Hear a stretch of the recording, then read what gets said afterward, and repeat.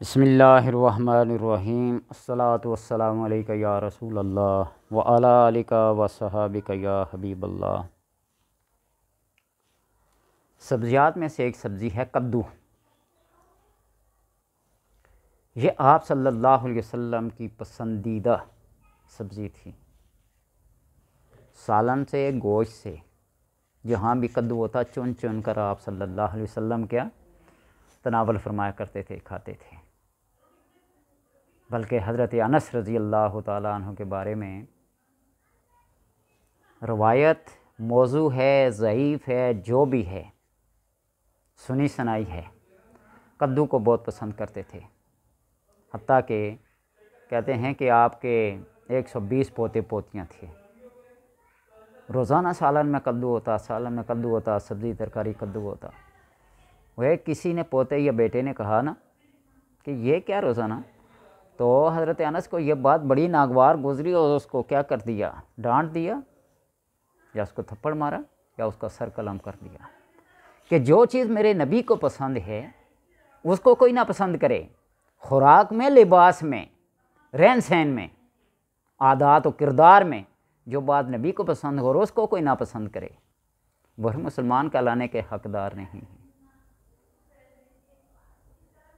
تو اس لیے جو نبی صلی اللہ علیہ وسلم نے ارشادات فرما دیے، جو باتیں آپ نے اپنے عمل سے، اپنے کردار سے واضح کر دیں، جن جن کا چیزوں کے کھانے کا، پہننے کا، اوڑھنے کا حکم دیا، اس پہ عمل پیرا ہونا عین شرعیت ہے۔ اپنے عقلی گھوڑے دوڑانا، یوں ہوتا، یوں ہوتا، یوں کرتے، یوں کرتے، یہ سب ٹھنڈا پانی پینے کے لیے آپ صلی اللہ علیہ وسلم وہ دور چشمے سے، کنویں سے پانی منگواتے، بلکہ بزرگان صالحین دیوار کے اندر ایک سوراخ، ایک آلہ بنا لیتے تھے، وہاں مٹی کے برتن میں پانی ڈال کر اس کو رکھتے تھے تاکہ ٹھنڈا اور پئیں۔ آج بڑے بڑے حکیم آگے گرم پانی پئیں، یہ کریں، وہ کریں، نہار منہ پئیں، فلاں چائنا والے یہ کر گئے، فلاں ایسے کر گئے ہیں۔ اللہ تبارک و تعالیٰ کی نعمتوں میں سے ایک نعمت ہے، کسی چشمے سے پانی پی کے دیکھیں نا، اللہ تبارک و تعالیٰ نے اس میں اپنی حکمت خاص رکھی ہے۔ گرمیوں میں اسے ٹھنڈا کر دیا ہے، چشمے کے پانی کو، زمین کے اندر پانی کو، اور سردیوں میں اس کو گرم کر دیا ہے۔ یہ اس کی حکمت کاملہ ہے۔ سرا کدو یہ السر کی بیماری میں بہت مفید ہے۔ معدے کا جب السر ہو جائے نا، کوئی چیز ہضم نہ ہو، مرچیں لگیں اور خارش ہو السر، تو اس میں یہ مفید ہے۔ اس کا جوس بنا کے، اس کا ترکاری سالن بنا کے، مرچیں کم ڈال کے اس کو ابال کے کھائیں، یہ ہر طرح کی بیماری کے لیے کیا ہے، مفید ہے۔ لوکی، کدو، بلکہ جو لوگ چلا کشی کرتے ہیں، پرہیزی کا کھانا کھاتے ہیں، اور اس میں یہ لوکی شامل ہے۔ بلڈ پریشر اور خون کی کمی کو دور کرتا ہے۔ کدو کا تیل سر کو ٹھنڈک پہنچاتا ہے، نیند لاتا ہے، خشکی اور سکری کو دور کرتا ہے۔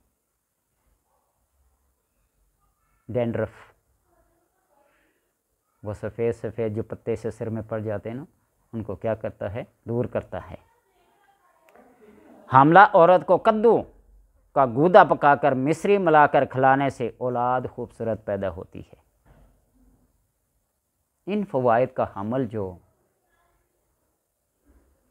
پھل ہو یا سبزی ہو تو اس کو موسم کے مطابق، اپنے اپنے علاقائی ساخت کے مطابق اس کو ہرگز مس نہ کیجیے، لازماً اس کو استعمال کریں، اور موسم کے مطابق پھل ہو یا سبزی ہو اس کو شروع میں وافر مقدار میں کھائیں۔ اللہ تبارک و تعالیٰ نے اس کے اندر بڑی حکمتیں رکھی ہوتی ہیں۔ تو اس لیے زمین سے اگنے والی جو چیزیں ہیں، اللہ تبارک و تعالیٰ نے ان کے اندر تاثیر بھی ایسی رکھی ہے۔ جن کے پھل زمین کے اندر لگتے ہیں، جس طرح آلو ہو گیا، مولی ہو گئی، ٹھپر ہو گیا، شلجم ہو گیا، فلاں، ان کی تاثیر اور ہے۔ اور جو اوپر ٹانڈے پہ لگتے ہیں، ڈنڈیوں پہ لگتے ہیں، جس طرح بھنڈی ہو گئی، مٹر ہو گئے، دیگر سبزیات ہو گئی، ان کی تاثیر کچھ اور ہے۔ تو اس لیے اللہ تبارک و تعالیٰ سے دعا کریں کہ اللہ ایسی نعمتیں جو اس نے ہمیں عطا کی ہیں، ہمیشہ اپنی نعمتوں کا شکر گزار بندہ بننے کی توفیق عطا فرمائے۔